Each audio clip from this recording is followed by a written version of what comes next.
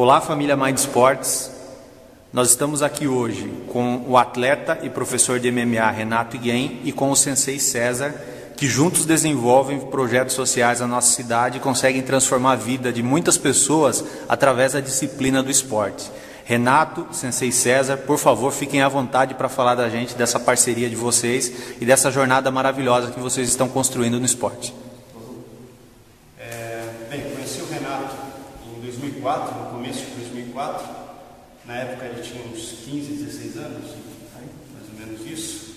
Era um jovem, bom, nessa época, nessa idade todo mundo tem alguns problemas existenciais, ele não era exceção, né? Os problemas dele eram um pouquinho mais graves, né? Ele tinha problemas muito grandes com a disciplina, não tinha muita hierarquia. E eu, percebendo isso, convidei ele para conhecer a academia que eu tinha na época. Ele foi até a academia, começou a praticamente gingar na minha frente, porque eu já tinha feito capoeira. Comecei a ensinar karatê para ele e comecei a moldá-lo, não só como karateca, mas como ser humano. O que eu aprendi nas artes marciais foi que a arte marcial não serve para você aprender a lutar, serve para você aprender a viver. Para você levar para fora do tatame toda a disciplina e hierarquia que você aprende aqui dentro. Se não for assim, não tem por que a gente treinar. Então, nesse sentido, nessa via de ensino, eu iniciei o Renato no Karatê Kyokushin. Depois de um tempo, eu tive o prazer de batizá-lo como Higuem, que ele é um rapaz muito árduo, muito firme.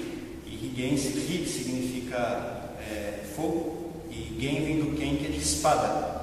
Então, uma espada flamejante. Ele é muito intenso e é muito árduo, muito rígido, né? Então, eu batizei como Higuem, né? E entre idas e vindas, desde então, a gente é mestre-discípulo, né? A gente é mestre-discípulo. Já brigamos, várias vezes já brigamos, já ficamos sem nos falar, como pai e filho mesmo, né? E hoje a gente está desenvolvendo um trabalho juntos. Estamos aqui no Estúdio Dharma. E o Higuem também dá aula em outros lugares e desenvolve projetos sociais muito interessantes, né? Ele tenta desenvolver aquilo que ele aprendeu comigo com outras pessoas, normalmente as pessoas carentes. Daí eu abro espaço para você falar sobre isso.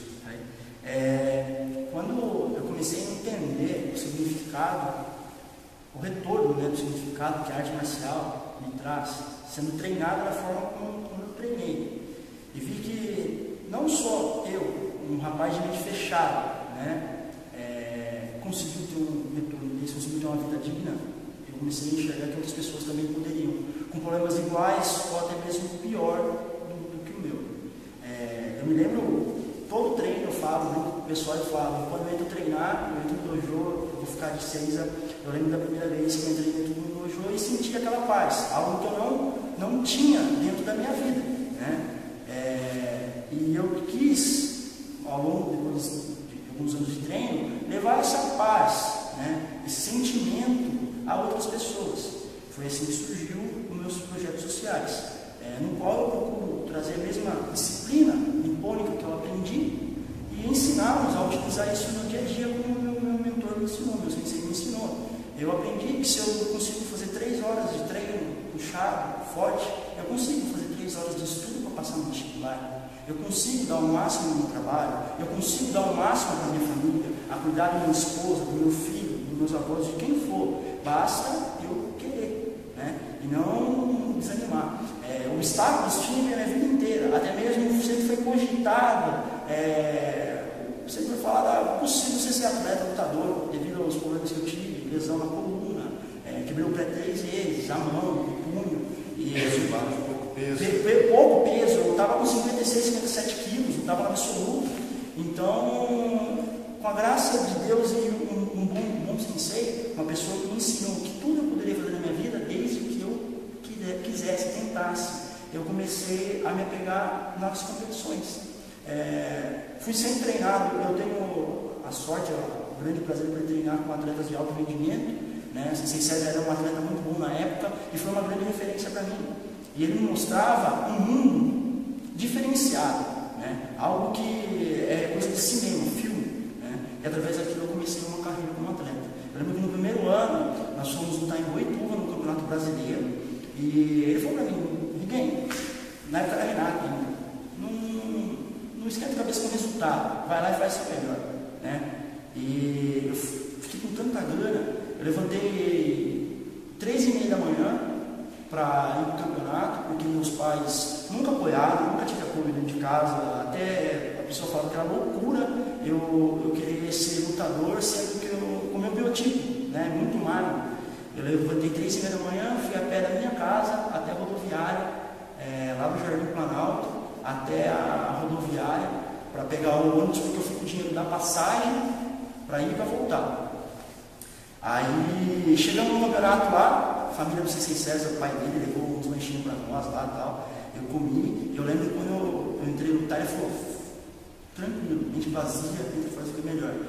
No primeiro campeonato eu consegui dar vazar em todas as lutas. E eu fiz classificado na semifinal por falta, fiz falta excessiva por ainda não conseguir controlar aquela raiva, aquela coisa que eu tinha dentro de mim. E eu estava ganhando a luta, provavelmente eu ia ter sido campeão naquela época. Aí eu não sei, eu fui para terceiro e quarto, peguei um moleque muito grande, terceiro e quarto, fui campeão. Em cima dele, fui campeão, fui terceiro colocado no evento. E para ele foi um grande feito. Ele chegou, falou parabéns, mas ainda não é o suficiente, né? Você pode mais. E começamos a treinar mais. Os meus senpais, os meus veteranos, sempre foram muito rigorosos comigo. Sempre amorosos, Márcia, Sensei Douglas, Chicão, mas o pessoal arrancava o couro mesmo, ele fazia arrancar o couro dele. E eu lembro que no próximo campeonato que eu fui, ele falou, ninguém, você vai estar em 2 categorias. Tinha 17 anos, 16 para 17 anos. 16 anos, né? Você lutou na juvenil, adulto também. E adulto. Aí ele falou, você vai falar absoluto nas duas. Eu falei, osso, para mim era, né, superação. Eu fui campeão na juvenil, eu trinquei o pé na primeira luta, dei um chute, ultimato, peguei um joelho do cara, meu pé virou uma bola, tomei tanto soco na cara aquele dia lá, os caras de qualquer jeito não queriam que eu fosse campeão. Consegui, ele ia falar, ele mesmo falou, se você não quiser, eu falei, não, eu vou até o fim. Ele, contente, né, orgulhoso com aquilo, fui até o fim, fui campeão na minha categoria, né, e fiquei em quarto no adulto. E eu acho que o maior mérito para nós aquele dia não foi o quarto e nem o campeão, foi o Canto Show, que ele falava para mim que... Explica o que é Canto Show. Canto Show. Canto Show é o troféu de garra, né? É um destaque, é uma revelação. E a gente achou por bem, a gente fez uma reunião, achou por bem entregar o Canto Show, o troféu de garra, de destaque, para o Rig. Eu lembro até hoje que quando o pessoal foi chamar a diretoria, todos os organizadores, né, para fazer, ele levantou uma e falou, você decide, e saiu. Ele não quis opinar, né? Então ficou para os demais decidir. Eu lembro que eu chorei bastante. Eu fiquei muito contente de ter sido campeão e ter classificado na adulto. Mas o Canto Show, porque eu sabia que para ele ia ser um orgulho. Então eu comecei a entender o que significava a palavra samurai. Eu não podia mais ser um boninho. E mesmo assim, por ser cabeçudo, eu demorei a entender o que era, o que ele explicava sobre o Bushido, sobre o que era um verdadeiro samurai. E eu comecei a entender o que era o orgulho de eu poder fazer algo, não retribuir, eu estava fazendo para mim, mas quando eu achava que eu estava fazendo para ele, não era para mim, o retorno era todo meu. E eu pensando que eu vou dar orgulho para o meu mestre, meu sensei, ele vai gostar de mim, mas nada mais era do que ele me ensinando, né? Com a graça de Deus eu consegui, não sei se é mérito, né? Eu creio sim, eu pulei algumas faixas no karatê, da branca eu pulei para azul, da azul eu pulei para verde, e da verde estagnei, fiquei o tempo necessário, marrom, e depois consecutivamente preta. A minha carreira como atleta no karatê não foi nada de exorbitante, mas eu consegui primeiro, segundo, terceiro lugarzinho em eventos importantes, nacional, internacional, estadual, né? Eu tive uma carreira normal, mediana, tanto é que o pessoal pergunta por que você não luta karatê hoje em dia, eu até brinco. Eu só luto se for pela minha honra. Se meu mestre falar, você tem que lutar, eu luto. Se não for, eu não vou lutar. Você entendeu? Porque, como diz, a turma brinca, mas você vai lutar para dinheiro? Eu falei, um dos termos seria, mas hoje em dia, para mim lutar karatê, tem que ser algo que, para lutar mesmo, ou é para levar o nome dele, o nosso nome, o nosso trabalho, ou tem que ser minha honra. Porque eu lembro até hoje que ele sempre falou, se um dia alguém entrar na academia, vocês têm que ser os primeiros a defender o que é de vocês. Ele nunca fez nada para ele. Como o meu mestre, às vezes ele não gosta, mas para mim ele é meu mestre. Ele sempre fez tudo pra gente, né? Tanto que toda conversa que ele tem, ele fala, não estou fazendo nada para mim. Eu vou deixar para vocês. Quando ele montou aqui, Ele falou para mim: ninguém, é para vocês. O que vocês precisarem, vocês podem fazer. E então, você vê a dedicação daquele que você teria que se dedicar. Ele se dedica muito mais do que nós, alunos. Então, isso me motivou a fazer o trabalho que a gente tem hoje em dia, que é o meu trabalho social. Eu leciono com a molecada carente, né, com a mesma forma que ele fez. Ele falou: ninguém, se você não tem tatame, se você não tiver parador, se você não tiver recurso, basta o seu corpo e você querer. Pega o seu look e faz o que você achar melhor. E eu quero explicar os termos. Que bom, pra gente é tudo, né? Bom para o pessoal que está acompanhando já ir se familiarizando com os termos aí. A gente usa muito o termo japonês porque nossa arte descende do Japão, né? Tem raiz nipônica, então ele sempre cobrou da gente estudar. Ele sempre falou: ninguém, eu lembro até hoje, eu sou canhoto, ele me fazia escrever kanji, né? Com a mão direita. Errou? Começa de novo. E tudo ele falou: na sua vida vai ser assim. Você errou, se precisar, você vai fazer de novo. E eu demorei a entender que na Nakorogi Yaoki, que é um termo japonês, cair 7 vezes, levantar 8, né? Demorou a entender o que ele a vida inteira me ensinou. Não importa quantas vezes você cai, mas sim quantas vezes você pode levantar, né? Quando eu fiquei sem faixa, né? Fiquei muito tempo sem faixa. E eu precisava da faixa como referência para dar aula em outros lugares. Não, a pessoa não é que vai faltar com respeito, mas é a referência sua, você ser uma faixa preta. Eu estava sem faixa. Eu cheguei para ele assim: eu estou sem faixa. Ele foi bem sincero, não conversou, tudo e tal. E ele levou a faixa para mim, me emprestou a faixa dele para dar aula. Quando ele levou, ele não é pegado a faixa. Para ele, se ele treinar sem faixa, ele ia ser para mim a faixa da segunda calça, né? Mas para nós, alunos, que tem uma referência era muito importante. No dia que ele entregou a faixa dele, eu chorei a noite inteira. Eu dormi com a faixa debaixo do travesseiro. Minha esposa não entendia. Ela falou: isso pode ser loucura. Mas um aluno, eu era branca. Todos os pretas que a gente tem contato, eu era branca, os caras já eram preta. O Douglas, ele. E hoje em dia, eu falei para minha mulher: Grazi, o meu mestre, o meu sensei me reconhecer como faixa preta, dar dele para mim utilizar, por mais que não tenha pego, é algo muito importante, né? Tanto que eu estava com a faixa dele de maior graduação, eu tive vergonha de vir treinar com os outros pretas, porque eu sei que eu não sou aquilo, mas ele falou: você vai guardar, é a mesma coisa que ele falou: isso aqui você vai guardar, não é da sua vida, quando você achar, tal. E eu falei: meu sensei, me dá a mais velha lá, que eu prefiro o shoulder lá, que é onde mais ou menos eu me encaixo. E eu peguei a faixa, eu gosto de usar ali, por mais que fale: não, você tem que ser a sua, mas pelo carinho, porque eu nunca fui tratado como um aluno, eu fui tratado como um membro da família, eu fui tratado como um filho, você entendeu? Eu vi esse homem chorar atrás de mim, eu vi ele correr atrás, problemas, ele chegar com a esposa dele, às vezes eu não tenho dinheiro para poder lutar, ele paga a inscrição. Você entendeu? Então, eu acho que nada mais justo a gente ter esse. Ninguém nunca acreditou em mim na vida. Ele foi a primeira pessoa, né? Ele brigou com pessoas, até mesmo com a família: não, isso aí eu vou fazer, é o que eu tenho que fazer. E o trabalho dele, ele sempre falou para mim que o maior orgulho foi ter me tornado um homem de bem, né? Não ter sido um bom atleta, mas ter se tornado um homem de bem. Hoje em dia eu tenho minha família, graças a Deus, vou ser pai, né? Deus me abraçou com essa dádiva, e eu vejo que o trabalho de 12 anos atrás que ele começou, eu só vou dar continuidade. A minha intenção como karateca é levar o mesmo sentimento que ele me trouxe, levar essa disciplina, essa filosofia de vida às outras pessoas que não têm, né? Eu não quero ganhar dinheiro com karatê, eu falo para todo mundo: o pessoal tem que pagar, eu sou contra, eu ensino por amor, o que eu faço por amor. Qualquer outra modalidade a gente treina, a gente faz, é outros 500. Mas o karatê é amor, é algo que eu vou treinar pro resto da minha vida. Eu posso perder um braço, eu posso perder uma perna, eu vou me adaptar e vou continuar treinando. Na carreira como atleta de MMA, na verdade não foi nada programado. Ele nem estava aqui quando começou, ele estava na Europa. E ele nem sabia, para ele eu tinha parado de treinar, tal, que a gente teve um período eu muito cabeçudo, orgulho, as coisas. Eu sempre fui um cara igual cavalo, né? Eu acho que é isso que eu vou aqui, né? Ainda é um pouquinho, né? De vez em quando tem que puxar, né?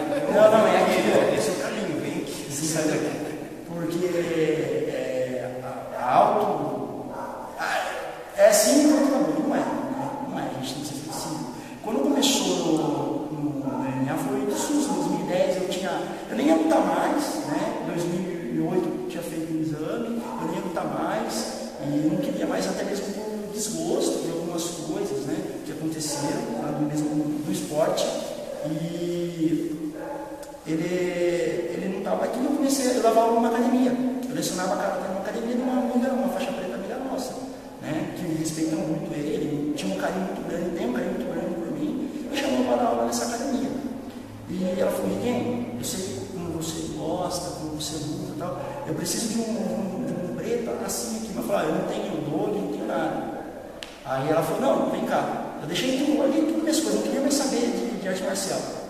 Aí comecei a dar aula e o pessoal começou a ver algo diferente. A academia, o forte da academia é Muay Thai.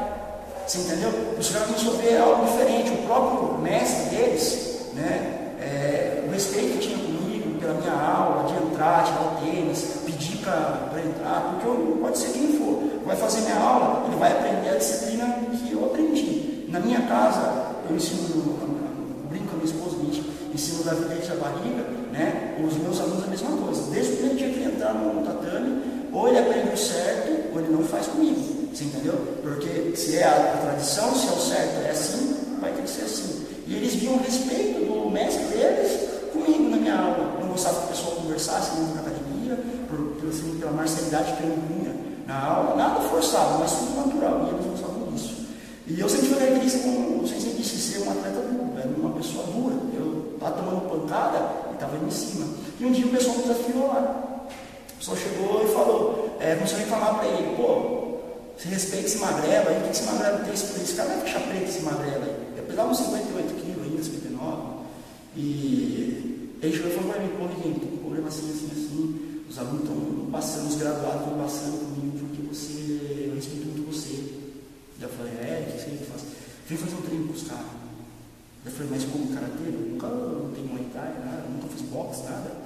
Eu nem sabia que era com calma. A gente não usou proteção. Sem você falar, naquela época, a gente tinha uma água para beber depois do treino. E aí fui treinar com os caras, emprestaram algumas, até brinquei, como é que eu empresto com o carro, os caras tirar sarro, dar risada, né? E fui lutar com os caras. O que aconteceu? Eu lutei com todos os alunos. Ele falou: os caras não, pode pôr todo mundo aqui.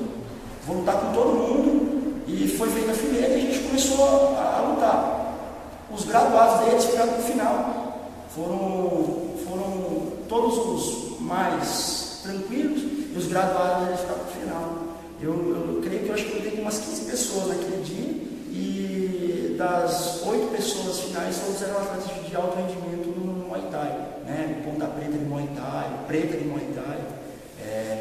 E o que aconteceu? Nenhum deles conseguiu me derrubar. Ele falava para os caras: pelo menos vocês têm que derrubar o cara.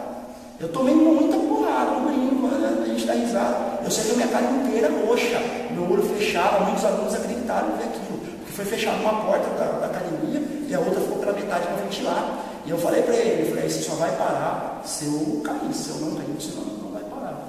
E quando o pessoal viu aquilo, tinha um cara que mostrava de jeito nenhum na academia. Quando terminou as lutas, que eu lutei com o último, ainda falei para ele: se o senhor quiser entrar, pode entrar também, mas não desrespeitando ele, para que o pessoal veja que eu não podia ser quem fosse, eu ia enfrentar. Quando terminou, um que não gostava de mim, hoje em dia meu amigo, de ir na minha casa, de sentar em casa, jantar com a gente. Ele terminou, sabe, ele falou: sim.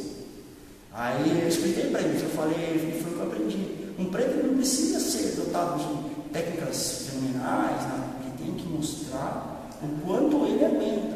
Ele tem que ir até o fim, não pode desistir. Eu tomei muito soco na cabeça, eu nunca tinha tomado tanto soco na cabeça na minha vida. E os caras bateram de chegar no vergar e voltar, nem 90 quilos. E daí ele viu uma oportunidade de a gente poder ganhar um dinheiro com isso. E falei: vai ter um torneio de MMA, você topa? Eu falei: eu topo, mas eu não tenho nada de boxe, não tenho nada de chão. Então, aí em 2010, 2011, eu tive essa oportunidade, em 2010 essa oportunidade de eu conhecer o MMA. Na época o pessoal ainda chamava de Vale Tudo. Aí eu falei: não, bora, vamos para dentro, vamos tentar, né? Tudo novo, competição. E eu não tinha luvas, não tinha shorts, não tinha nada. Aí treinei, nunca tinha treinado no chão, treinei 15 dias de chão. E eu falei pro pessoal: eu vou confiar no que eu tenho de melhor, que é o meu chute, né? Modesta parte, a maioria das minhas lutas no MMA, os nocautes, os knockdowns, eu consegui, os knockdowns, né? Foi tudo através do meu chute. Aí aconteceu, começou o evento, os caras casou com um cara bem mais pesado, 78 quilos, com 59 quilos. Aí eu falei, não, vamos embora. O meu treinador na época, o cara que me preparou, falou, não, o Riguinho luta, pode pôr. Aí eu tomei muita porrada no começo. Foi o que eu falei, eu vi a brecha, assisti do Anderson Silva contra o Belfort um dia antes. Eu vi o Anderson aplicar um frontal no queixo do Belfort, o cara apagar, e eu falei pro pessoal, eu vou fazer isso amanhã. Aí os caras, meus amigos cascam comigo toda vez que eu falei que eu ia fazer, e com a graça de Deus eu vi a brecha, o Fábio gritava no corner, ele falou, viu, chuta, ele, o cara morreu no gás, chuta. E eu falei, não, calma, espera. E eu chamava o cara pra briga mesmo, eu me sentia, a primeira luta de MMA foi como o meu primeiro campeonato. O Sensei falou, não chama que é falta, eu chamava o cara pra bater em mim. Eu tava com aquela pilha de acho que 2 anos guardado, e graças a Deus eu encaixei o frontal, a lá de outra machina, levantei 2 tempos, né? Pegou no queixo, o cara desmaiou, caiu, ainda fui pra cima dele pra finalizar, o juiz interrompeu, o cara caiu duro. Nocauteei, recebi o prêmio do evento, como nocaute do evento, e daí o pessoal começou a ter uma oportunidade de eu poder ganhar dinheiro, porque aí, como todo atleta, eu trabalhava, muitas vezes trabalhei muito serviço, 12 horas, né, e treinava nos horários vagos. E daí eu comecei a treinar o MMA. Aí o que eu fui fazer? Fui treinar jiu-jitsu, comecei a treinar jiu-jitsu, mais submício, que é o jiu-jitsu sem pano, comecei a treinar o Muay Thai, né, tanto que eu consegui a graduação ponta preta no Muay Thai, para aprender a lidar mais com as cotoveladas no rosto, trabalho de guarda, boxe, e depois fui me aprimorar no boxe. Aí com tudo isso comecei a lutar eventos, né? Aqui na região, teve a oportunidade de lutar eventos grandes, nos quais eu participei, o Gold Fighter Extreme, que foi um dos resentimentos no ano passado, até fui homenageado na Câmara por isso, nocautei um cara que era cotado campeão, né? Ninguém esperava que eu ia pegar o cara, e sempre aquela característica, um cara franzino, lutando com os caras tudo ouro, top. Ano passado, teve a defesa do cinturão no Eco Combat Championship, evento com o qual eu mantenho um contrato, e infelizmente eu perdi a luta, né? Intervenção médica, eu tomei uma sequência de joelhada no rosto, eu cheguei a sentir meu pé, lesionei meu pé no primeiro golpe que eu apliquei, né? Não consegui colocar o pé no chão, e aquilo trouxe uma instabilização muito grande, muito na luta. E eu fiquei sentido com isso, e os golpes, e a última joelhada que o adversário aplicou entrou, abriu o supercílio. Eu por mim continuaria lutando, né? Não pedi para continuar lutando, estava difícil de enxergar, mas já lutei pior, né? Dava para continuar, mas o médico achou, né, a comissão do evento, o médico achou por direito parar a luta para preservar a minha integridade, né? E parar, a gente está esperando a revanche agora para poder acontecer, para eu poder retomar o título. A minha carreira no MMA, ela soma 5 vitórias e 3 derrotas, a maioria por nocaute, né? São 2 por decisão apenas, e hoje em dia eu trabalho em cima disso. Eu estamos na verdade montando um camping diferenciado agora, porque eu apareceu a oportunidade de ir para fora do país treinar, a gente está intermediando, tanto é que agora que passa essa correria das minhas coisas, meu filho, o meu sensei vai começar a marcar uma reunião com todo mundo que vai me ajudar para treinar, para a gente poder trabalhar isso daí, porque eu não sei falar inglês e preciso de alguém que tome conta. Então, como o paizão já é um pouco mais estudado, ele pode acertar as diretrizes. Com tudo isso daí que aconteceu com a minha vida, a carreira como karateca, a carreira como atleta de MMA, as dificuldades que eu tive em conseguir patrocínio, conseguir recursos para poder me manter, surgiu com tudo isso, não um sonho, mas eu sempre tive vontade de fazer algo diferenciado nesse quesito.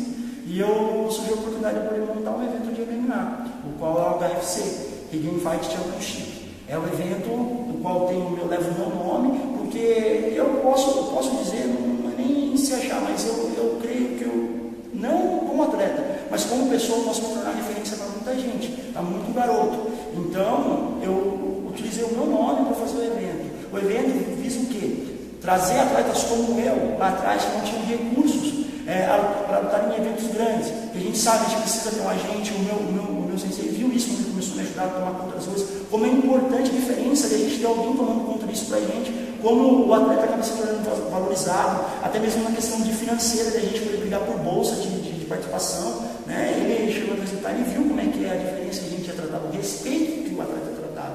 Então a HFC surgiu com isso, em dar oportunidade àqueles jovens que não têm recursos, patrocínio, não tem recurso financeiro, dele se profissionalizar no esporte e dali para frente ele poder conseguir um caminho. O nosso evento já na primeira edição conseguiu transmissão para o Brasil inteiro, até mesmo fora do país. Já estamos com a segunda edição encaminhada, estamos acertando alguns detalhes burocráticos, né?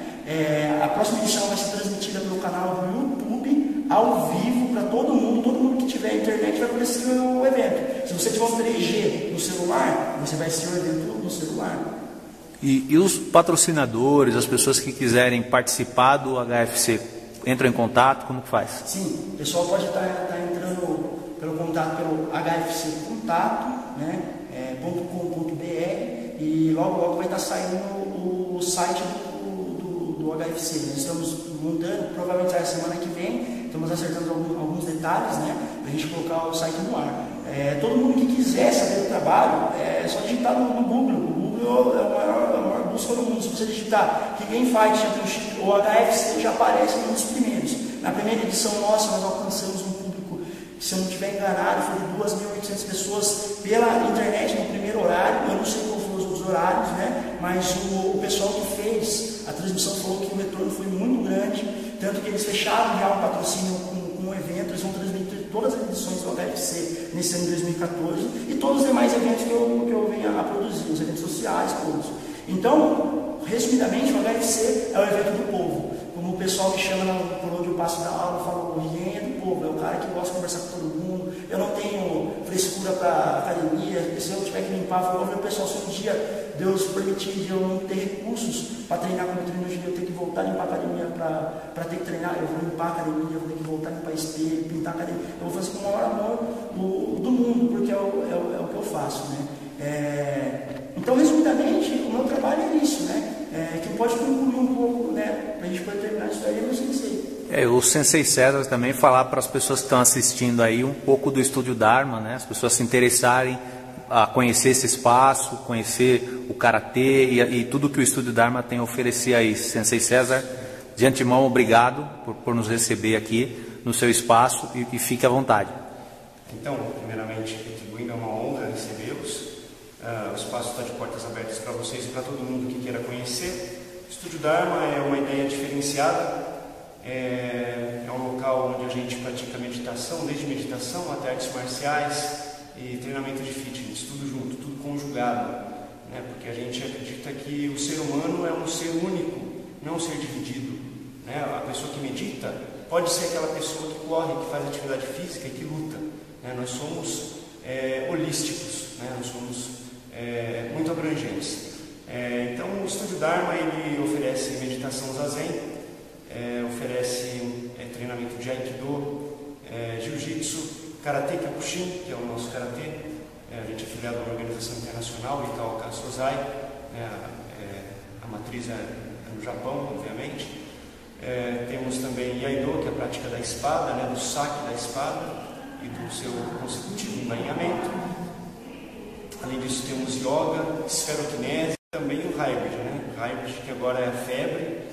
É hybrid porque o treinamento é híbrido, ele mistura treinamento com peso do próprio corpo, levantamento de peso olímpico e ginástica, são esses três. É um treinamento de alta intensidade e curta duração. O treinamento principal dura cerca de 15, 20 minutos, mas todo mundo sai morto daqui. E a ideia é proporcionar bem-estar e fitness para as pessoas, né? Existem as pessoas que são doentes, tem vários tipos de doença, aquela doença que a pessoa não consegue respirar, tem a doença que a pessoa não consegue se levantar, sentar, agachar. E tem o wellness, que é o bem-estar, que a pessoa está numa situação normal, e tem o fitness, que a pessoa está mais do que bem. A nossa ideia é proporcionar isso com o hybrid para as pessoas, estar mais do que bem, estar preparado para correr atrás de um ônibus, ou para correr uma maratona, ou para participar de um evento de luta. O hybrid não é para qualquer um, é para todos, né? Então, estão todos convidados a conhecer o Estúdio Dharma, www.dharmaestudio.com.br. Nosso telefone é o 15 3342 4060. E muito obrigado mais uma vez pela oportunidade. A Mind Sports é que agradece. Um grande abraço aí aos dois. Obrigado. Os.